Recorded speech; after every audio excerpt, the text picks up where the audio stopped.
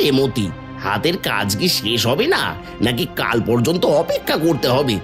মহাজন, রাত থাকতেই তো শুরু করেছি। 10টা গরুর গোয়াল পরিষ্কার করা তো আর চারটিখানি কথা নয়। কথা কমিয়ে বেশি করে কাজ কর। এই সূর্য ওঠার আগেই গরুগুলোকে মাঠে নিয়ে যাওয়ার কথা ছিল তোর। শরীরটা আজ খুব ম্যাচ ম্যাচ করছে মহাজন, একটু যদি জিরিয়ে নিতাম। এই জিরোনো বের করছি তো, আমার এখানে বসে খাওয়ার জায়গা নেই। কাজ করবি তো খাবি, কাজ না করলে কোনো খাবার নেই। তা তো করছি মহাজন, কিন্তু গত 2 দিন ধরে শুধু একবেলা ফ্যান ভাত দিচ্ছেন, ওতে কি আর গায়ে জোর থাকে? এই খরায় সব চাষবাস বন্ধ, আমি নিজে কি রাজভোগ খাচ্ছি? যা দিচ্ছি তাই অমৃত মনে করে খা। আপনি তো বলেছিলেন গরু চড়ালে 3 বেলা পেট ভরে খেতে দেবেন, এখন তো দেখছি না খেয়েই মরবো। বেশি বক বক করিস না তো। এই কালকের বাসি ভাতের খুঁতটুকু ভিতরে রাখা আছে, ওই খেয়ে তাড়াতাড়ি বিদেয় হ। কালকের ভাতের খুদ? ওটা তো পচে একেবারে টক হয়ে গেছে, কুকুরও খাবে না। এই তোর মতো অলক্ষী বিদের জন্য ওই বেশি। যা খেয়ে নিয়ে গরুগুলো নিয়ে বনের দিকে যা দেখি, এখানে এক ফোঁটা ঘাস নেই।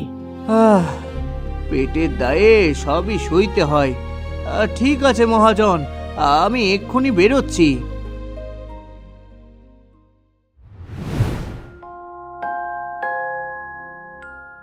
ওই দেখ, অপয়া মতি আসছে। এই সকাল সকালের মুখ দেখলাম, নিঘাত কপালে দুঃখ আছে। ঠিক বলেছিস, গ্রামে যেদিকে ও যায় সেদিকেরই অমঙ্গল হয়। এই যে 3 মাস বৃষ্টি নেই, এও ওরই দোষ। রহিম ভাই, আমাকে দেখে মুখ ঘোরাচ্ছেন কেন? আমি তো কারো কোনো ক্ষতি করিনি। অতি আর কি করবি, তোর উপস্থিতি তো এক অভিশাপ। যা যা এখান থেকে, আমাদের ছায়া মারাস না, যা যা। বড় তেষ্টা পেয়েছে রহিম ভাই, আপনাদের কুয়ো থেকে 1 ঘটি জল কি পেতে পারি? খবরদার, কুয়োর ধারের কাছে যাবি না। তুই জল শুনলি গোটা গ্রামের লোক অপবিত্র হয়ে যাবে। আমি তো মানুষ ভাই, 1 ফোঁটা জল না খেলে ওই রোদে বাঁচবো কি করে? ওই রাখাল, ওখান থেকে সরে যা বলছি। আমার ছেলেটা ঘরের বাইরে খেলছে, তোর নজর লাগলে ওর অসুখ করবে। আমি তো বাঘ ভাল্লুক নই যে কাউকে খেয়ে ফেলবো, আমি শুধু একটু জল চেয়েছি। তোর জিভ তো খুব বেড়েছে দেখছি। মহাজনের দয়ায় আছিস বলে বেশি বাড়াবাড়ি করিস না। যা, ওই দূরে বনের ধারে নালা আছে, ওখান থেকে জল খেয়ে নে। আমাদের পাড়ায় আর দাঁড়াবি না, তাড়াতাড়ি এখান থেকে যা।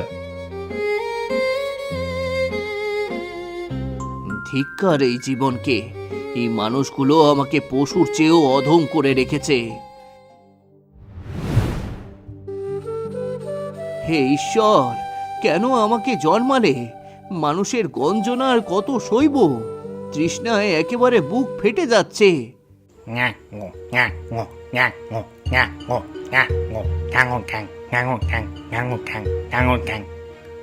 ওরে ভাই, এই রোদে তো আর টেকা যাচ্ছে না। আমরা জলের প্রাণী, জল ছাড়া কিভাবে বাঁচবো? আর মাত্র কয়েকটা ঘন্টা, দেখিস আজ মাঝরাতেই মেঘের গুড়গুড়ানি শুরু হবে। এ কি, আমি কি ভুল শুনছি? নাকি ব্যাঙগুলো মানুষের মতো কথা বলছে? এই এই তুই ঠিক জানিস তো, এই ফাটা মাটিতে কি সত্যি আজ বৃষ্টি নামবে? আলবাত নামবে। প্রকৃতির ইশারা আমি বুঝতে পারছি। আজ রাত 12টার পর আকাশ ভেঙে বর্ষা নামবে। এই এই কতক্ষণ কতক্ষণ স্থায়ী হবে এই বৃষ্টি? আমাদের গর্তগুলো কি ভরে যাবে জলে? শুধু ভরে যাবে না, কাল সকাল নাগাদ গোটা শান্তিপুর গ্রাম জলে থই থই করবে। খরায় একেবারে মিটে যাবে। তাই নাকি? আজ রাতেই বৃষ্টি হবে? এই ব্যাঙগুলো তো দেখি জ্যোতিষী।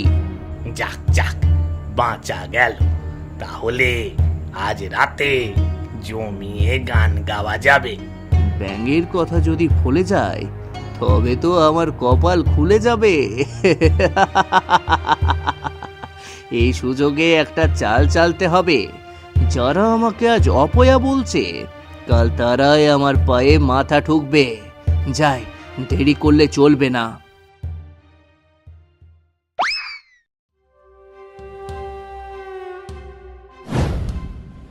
আরে মতি যে, এখানে কি চাস?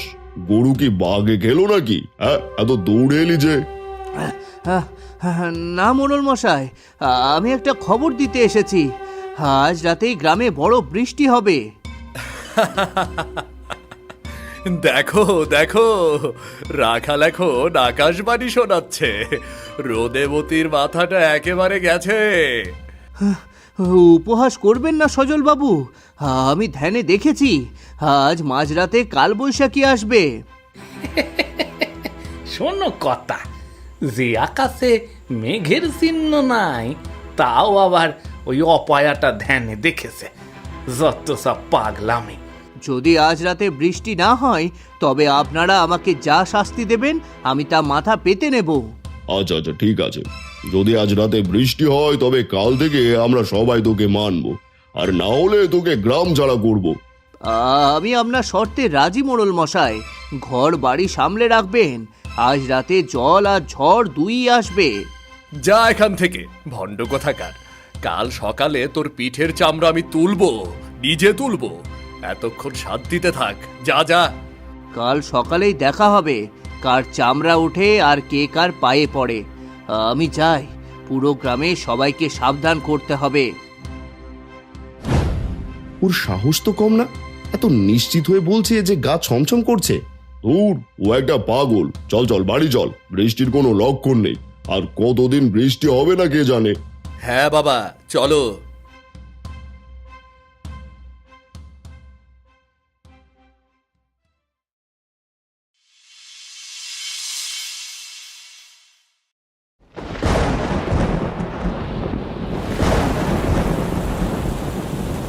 ব্যাঙগুলো তো দেখি একদম খাঁটি কথা বলেছে। এই তো আকাশ ভেঙে বৃষ্টি নামলো বলে। উফ, কি বাজ পড়া শব্দ! গ্রামের মোড়ল আর সজলের বাড়ির চাল আজ নির্ঘাত উড়বে। এতদিন এই বৃষ্টি না হওয়ার আমাকে সবাই অপয়া বলেছে, তাই না? আজ এই বৃষ্টি আমাকে দেবতা বানিয়ে দেবে, দেবতা। আহা, কি শান্তি! গ্রামের মানুষ এখন ভয়ে কাঁপছে আর ভাবছে মতির কথা সত্যি হলো কি করে। কাল সকালে আমাকে আর রাখাল হিসেবে কেউ দেখবে না। আজ থেকে আমি অন্য মানুষ। এখন থেকে একটু গম্ভীর হতে হবে, কথা বলতে হবে কম, আর চাল চলন আনতে হবে আভিজাত্য। নিজের নামটা পাল্টে মতি বাবা রাখলে কেমন হয়? হ্যাঁ, এটাই জুৎসই হবে। বাঁচাও, বাঁচাও, আমার ঘরের চাল উড়ে গেল। বাঁচাও, কে কোথায় আসো? বাঁচাও। ওই তো কারো ঘরে চাল উড়ে গেছে মনে হয়। আর্তনাদ কর, তোরা আর্তনাদ কর। কাল সকালে যখন তোরা আমার দুয়ারে আসবি তখন আমি তোদের সহজে দেখা দেব না। ভগবান হয়তো সুযোগটা আমাকেই দিয়েছে। এতদিন যারা আমাকে পদাঘাত করেছে তারা এখন আমার প্রসাদ খাবে। এই বৃষ্টির জল যেমন মাটি ভেজাচ্ছে তেমনি আমার ভাগ্যের জঞ্জালও ধুয়ে নিয়ে যাচ্ছে। না, আজ ঘুমাবো না, আজ ঘুমোলে চলবে না। আজ রাতে ধ্যানে বসার নাটক করতে হবে, যাতে সকালে সবাই এসে আমাকে ওই অবস্থাতেই দেখে।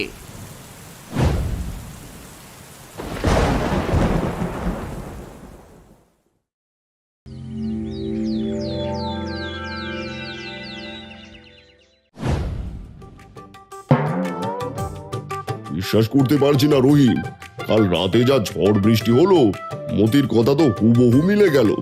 শুধু কি মিলে যাওয়া? ও বলেছিল মাঝরাতে শুরু হবে, ঠিক 12টার পরে আকাশ ভেঙে জল নামলো। বাবা, কাল তো অনেক কথা শুনেছি। ও যদি রেগে গিয়ে কোনো অভিশাপ দেয়? ওই দেখ, মতির ঘরে দরজা খোলা, ও ভেতরে কেমন গম্ভীর হয়ে বসে আছে দেখ। মতি, ও মতি, ভেতরে আসবো? আমরা তোমার কাছে ক্ষমা চাইতে এসেছি। এখানে কোনো মতি নেই। মতি কাল রাতেই বৃষ্টির জলে ধুয়ে মুছে গেছে। কি কথা বাবা, আপনি আমাদের উপর রাগ করবেন না। আমরা মুখ্য মানুষ, আপনাকে চিনতে পারি নাই। দয়া করে আপনি না হয় আমাদের সামনে এসে উপদেশ দিন।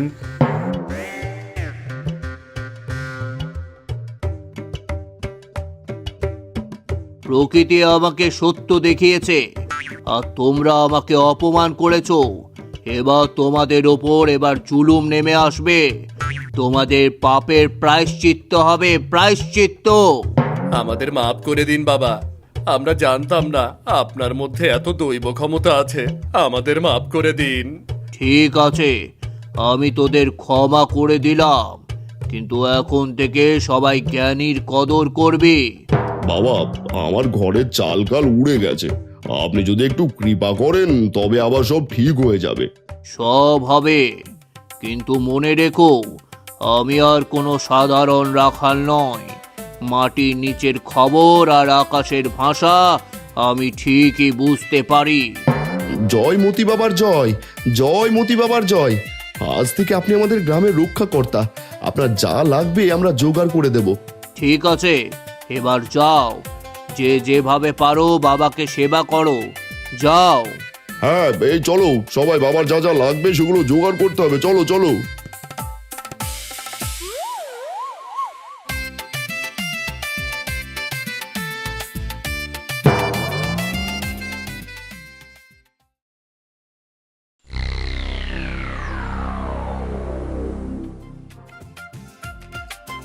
বাবা, বাবা, আমার মেজো ছেলের অনেক দিন ধরেই জ্বর, কোনো ওষুধে কাজ হচ্ছে না। জ্বর তো হবেই। তুই কি গত পূর্ণিমায় দক্ষিণ দিকে গিয়ে অসত্য গাছকে প্রণাম জানিয়েছিলি? না তো বাবা, ভুল হয়ে গিয়েছে। সেই কারণেই তো দেবতারা রুষ্ট। এই নে পড়া জল, আর কাল মহাজন ধনঞ্জয়ের বাড়ি থেকে 5 সের চাল এনে এখানে দিয়ে যাবি।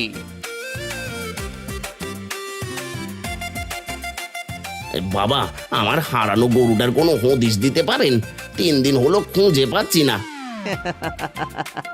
মহাজন, 3 মাস আগে যে গরু আমি চড়াতাম, এখন তার হদিশ আমাকেই দিতে হচ্ছে। গরুটা উত্তর দিকে কোনো বড় গর্তে আটকে আছে, গিয়ে দেখ। আর শোন, পান্তা ভাত খাওয়ানো ছাড়। গরু লক্ষ্মী জিনিস, গরু দেবতা ভালো মন্দ খেতে ইচ্ছে করে, বুঝেছিস? আপনি সব জানেন বাবা, ঠিক বলেছেন। আমি উত্তরেই খুঁজবো, আর আপনার জন্য 1 বস্তা সরু চাল পাঠিয়ে দেব।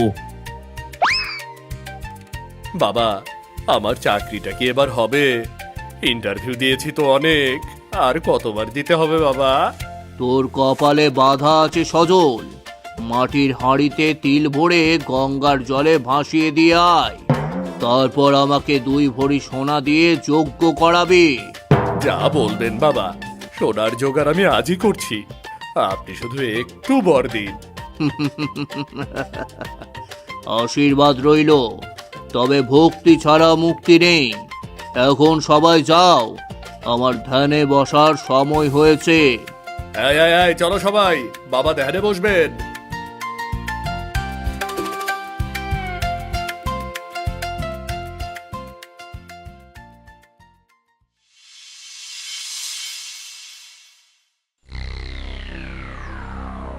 কি রে মতি, তোকে যারা একদিনও খেতে দেয়নি, আজ তারা তোর পায়ের নিচে সোনা দানা ঢেলে দিচ্ছে।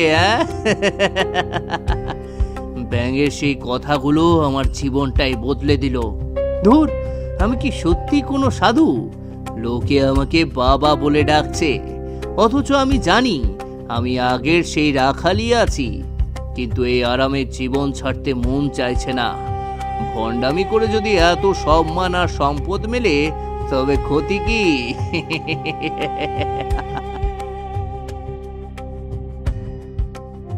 সজলের কাছ থেকে কাল 2 ভরি সোনা নেব। ওর চাকরি হবে না জানি, কিন্তু আমি দোষ দেব ওর গ্রহের দোষের ওপর। মানুষ বড় অদ্ভুত, একটু ভয় দেখালেই তারা অন্ধ হয়ে বিশ্বাস করতে শুরু করে। কাল আবার নতুন কোনো গল্প ফানতে হবে। পাশের গ্রামে জমিদারের অসুখ নিয়ে কিছু একটা বললে কেমন হয়? হ্যাঁ, ওটাই হবে বড় চাল। ওখান থেকে অনেক বড় অঙ্কের টাকা হাতিয়ে নেওয়া যাবে। আসলে পৃথিবীটা সত্যিই মস্ত বড় রঙ্গমঞ্চ। এখানে ভণ্ডামির দামই সবচেয়ে বেশি। যাই, ঘুমিয়ে নি, কাল সকাল থেকে আবার নতুন নাটকের অভিনয় করতে হবে।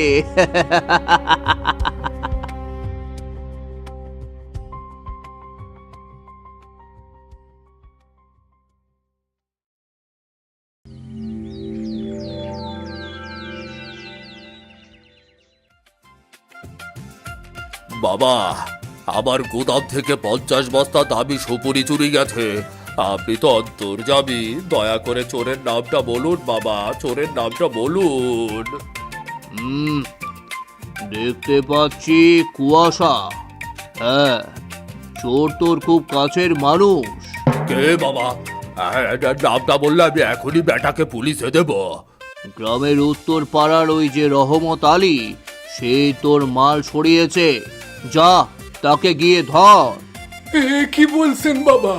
আমি তো গত 7 দিন ধরে জ্বরে বিছানায় পড়েছিলাম।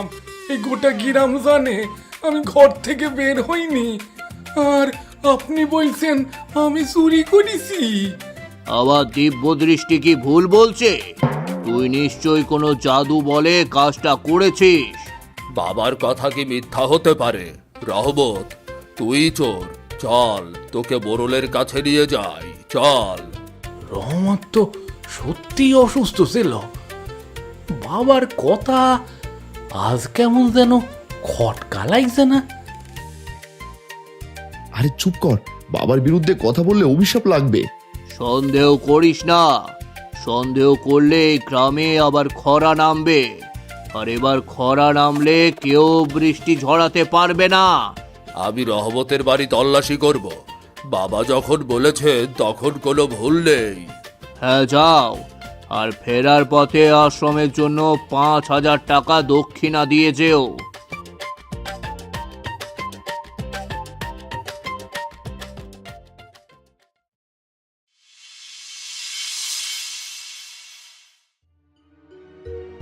মোড়ল মশাই, বড় অন্যায় হয়ে গেছে। রহমতের বাড়িতে কিছুই পাওয়া যায়নি। কি বলছো? মতি বাবা তো কোনোদিন ভুল বলেন না। আসলে মাল চুরিই হয়নি, আবার গোবস্তা ভুল হিসাব দিয়েছিল। বস্তাগুলো গুদামে অন্য ঘরের কোনায় চাপা পড়েছিল। তার মানে মতি বাবা রহমতকে বিনা কারণে চোর সাজালেন? তাছাড়া রহমতের অসুস্থতার কথাও তিনি জানতেন না। উনি উনি ভণ্ড। উনি আমার মতো গরিবের উপর অপবাদ দিয়েছিলেন। আমারও একটা কথা বলার আছে। গত সপ্তাহে বাবা বলেছিলেন আমার গরু হারাবে না, কিন্তু কালই আমার বাছুরটা শিয়ালে নিয়ে গেল। আমার মনে হয় আমরা সবাই আবেগে অন্ধ হয়ে গেছি। মতি কাজ একটা চূড়ান্ত পরীক্ষা নিতে হবে। কি পরীক্ষা বাবা? আমি একটা বন্ধ কৌটোয় কিছু একটা রাখবো। ও যদি অন্তর্যামী হয় তবে বলতে পারবে ভেতরে কি আছে। ঠিক বলিস মোড়ল মশাই, আজই দুধের স্বাদ ঘোলে মিটবে। চলো সবাই, আশ্রমে চলো। যদি মতি মিথ্যাবাদী হয় তবে ওর হাড়গোড় আস্ত রাখবো না। হ্যাঁ চল, দেখা যাক মতির দিব্য দৃষ্টি আজ কি বলে।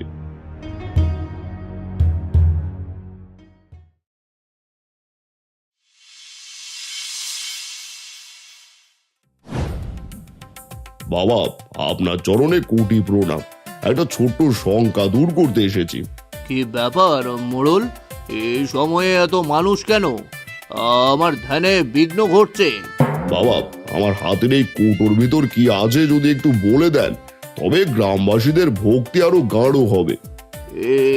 এসব কি পরীক্ষা নিচ্ছ মোড়ল? আমাকে কি তোমাদের বিশ্বাস হয় না? বিশ্বাস তো করি বাবা, কিন্তু রহমত আলীর ঘটনাটা তো অন্য কিছু বলছে। আপনি শুধু বলে দিন এই কৌটায় কি আছে। হে ঈশ্বর, এবার কি হবে? ব্যাঙগুলো তো এখন আর এখানে নেই যে বলে দেবে। হে ঈশ্বর, কি হবে? এর ভেতরে আছে একটা সোনার মোহর। না বাবা, এর ভেতরে আছে একটা মরা ব্যাঙ। আপনি তো কিছুই জানেন না। তার মানে ওই বৃষ্টির খবরটা কোনোভাবে ও জেনে ফেলেছিল। ও কোনো সাধু নয়। ভণ্ড রাখাল, ধর্মের দোহাই দিয়ে এতদিন আমাদের ঠকিয়েছিস। আমাদের টাকা সোনা সব ফেরত দে। আমাকে ছেড়ে দিন, আমি কোনো সাধু নই, আমাকে ছেড়ে দিন। আমি শুধু বৃষ্টির খবরটা ব্যাঙের মুখ থেকে শুনেছিলাম। ওরে জোচ্চোর, তুই আমাদের সরলতার সুযোগ নিয়েছিস। এই মারো একে। ওরে বাবারে, আরে ছেড়ে দাও, মরে গেলাম রে, মরে গেলাম।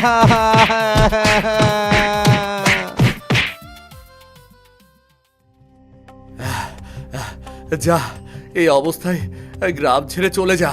তোকে এমন দেখলে অনেকেই ভিক্ষা দেবে। যা যা যা যা।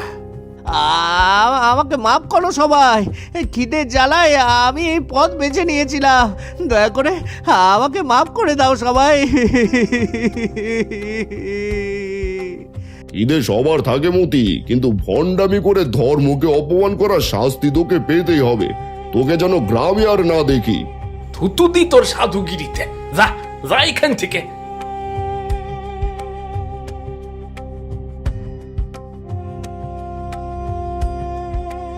আজ আমি আবার সেই আগের মতি হয়ে গেলাম। যারা আমাকে মানুষ বলে গণ্য করতো না, তারা আমাকে ভগবান বানিয়েছিল। আজ আবার পশুর মতো তাড়িয়ে দিল।